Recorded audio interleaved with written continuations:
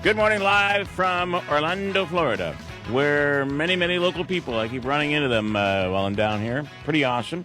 Coming up, we're going to talk to Mary Morse from Quick Cut Manufacturing in Mohawk. This is really cool, and wait till you see what they do. Locally owned, manufactured, all of that stuff. We'll get to that.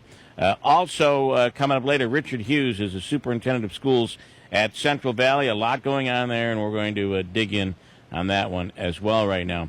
The Attorney General is pushing for better integration of ex-convicts. That's something that we talk about around here a lot.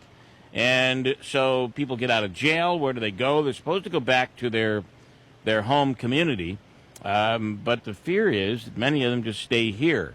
Is that a good thing, a bad thing? The Attorney General wants better integration. Rachel Sutherland on the line from Fox News Radio. Good morning, Rachel. What are they trying to do here? Well, Loretta Lynch was in Philadelphia yesterday and called on the nation's governors to give them more of a chance, these ex-cons, when they get out of prison. It's tough for them to even get a state-issued ID card, so she's asking them to make it easier for them to do that. Because if they can't even get identification, how are they supposed to rent a place? How are they supposed to even start getting credit or start getting a job? And, the argument is that with these 600,000 state and federal prisoners who will be released and reintegrated back into American neighborhoods, if they can't get the basics to be able to reintegrate, well, they're going to reoffend. Right. So that's a concern. Although some people may feel like, well, what about our rights if we feel like we have a violent offender living next door? So there's two sides to every story, but. Well, what is interesting is the fact that nobody really wants, right? Who wants, right? Who wants an ex-con moving into your neighborhood? That's the problem. Right, but at the same time, the concern is that what the feds are saying is, okay, this individual did their time, paid the debt to society, and so now it's time to let them have a fighting chance. And some of these people are being released, were sentenced to very harsh drug sentences that are no longer in place today, and would never get that kind of sentence today. Right. I just had somebody contact me with a one of those petitions or one of those .com things, and it's a kid, and you never know what's a scam and what isn't, but it's a kid saying, my dad's been in jail since I was 1. He was in jail for possessing marijuana. The law doesn't even exist anymore. Right. And he's still in jail. Right, and there is a move afoot to change that. People who are sentenced under these really tough drug laws when the war against drugs is really in its height, and there is a move to be able to free them. And in some cases, they've been able to get out or have been cleared, and so it's a tough situation because as our society changes and our attitude changes about drugs, you see this change. Yeah. Interestingly, I watched a thing on 60 Minutes the other night, and in Germany, I don't know if you saw this, but in Germany, their prisons are completely different. They don't have, the guards aren't armed. They have really nice rooms that look like hotel rooms. Even murderers, even people have been charged with murder. And they're finding the recidivism is completely lower because these people aren't treated like animals in prison. Maybe we're making things worse in our prisons. Interesting perspective, to look at other societies and nations and how they deal with things, whether it be violent offenders or drug offenders. I mean, in some nations, they don't. Prison time for drug offenders is unheard of. They're given treatment instead, and so the question is should we take a look and see at what they're doing and how it's working? Unfortunately, Rachel, our philosophy on the world is we do everything better. Everything we do is right.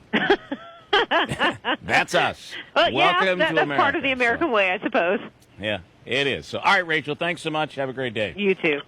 All right, Rachel Sutherland, Fox News Radio. This story was, this was a murderer. Did anybody else see this? Did you guys see it? No. No. Yeah. I'm the only one that watches TV. That's all I seem to do is watch television. But I got to tell you that this guy was a murderer. And he'd been in jail for I don't know how long.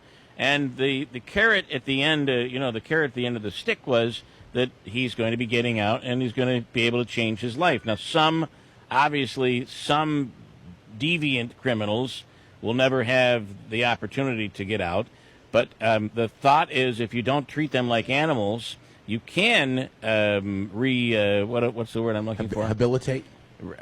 Rehabilitate the person, and more it's hard for us to look at it. More successfully reintegrate them. Yeah. Reintegrate them. And what was interesting is there was one, I don't know if he was from New Jersey or the head of their criminal prison system. And in the beginning of the interview, of the piece that 60 Minutes did, he's like, this is ridiculous. These crazy liberal ways. We're not running a hotel or some sort of a resort.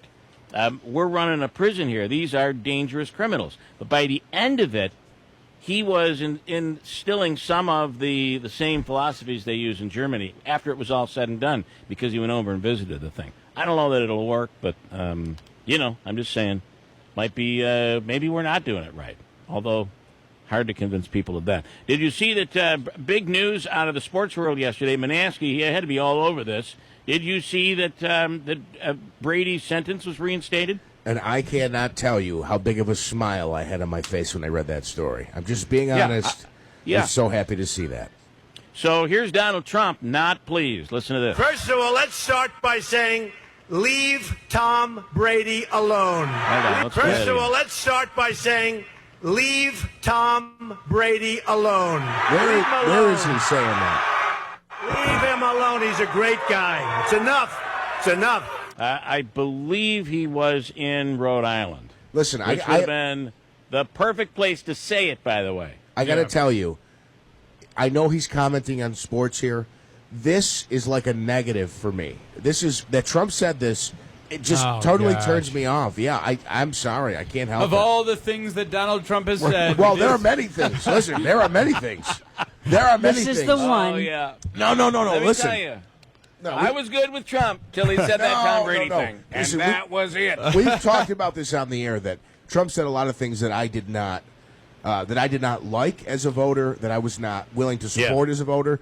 But now we're getting down to it's either Trump or a Democrat. I mean, I feel like that's what it is. It's either Hillary or Bernie or Trump. I mean, I feel like looking at that realistically, it's either Hillary or Trump. Right. It's really Hillary or Trump at this point, unless something Bernie Sanders, something else happens. So it's like, can you? It's the lesser of two evils. Which one would you support?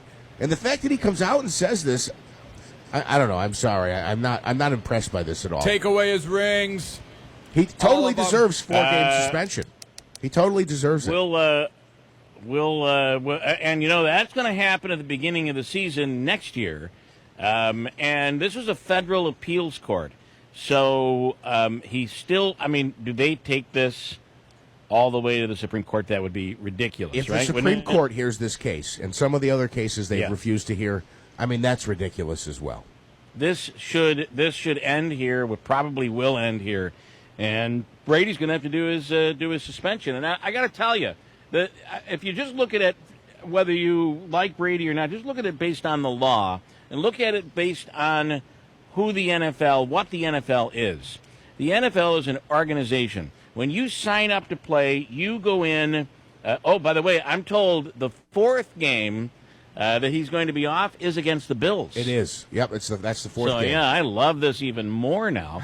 Anyway, the fact is that the NFL has all of these contracts that have to be signed. And there are all these clauses in there. You do something, and they've not been very good about enforcing it, but they kind of are right now.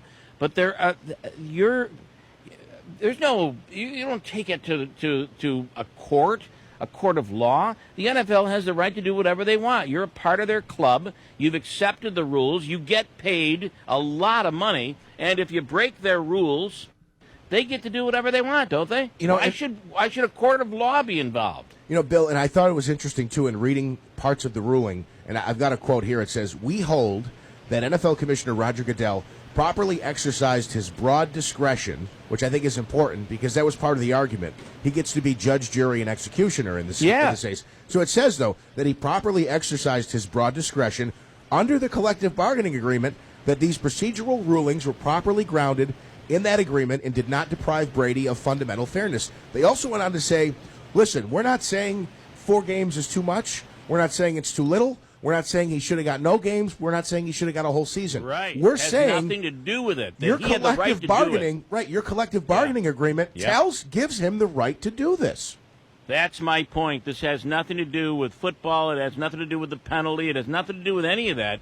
He has the right to, Roger Goodell has the right to do it. He says, you guys signed up for this, so you have to deal with it. Yep. Hey, you made your bed.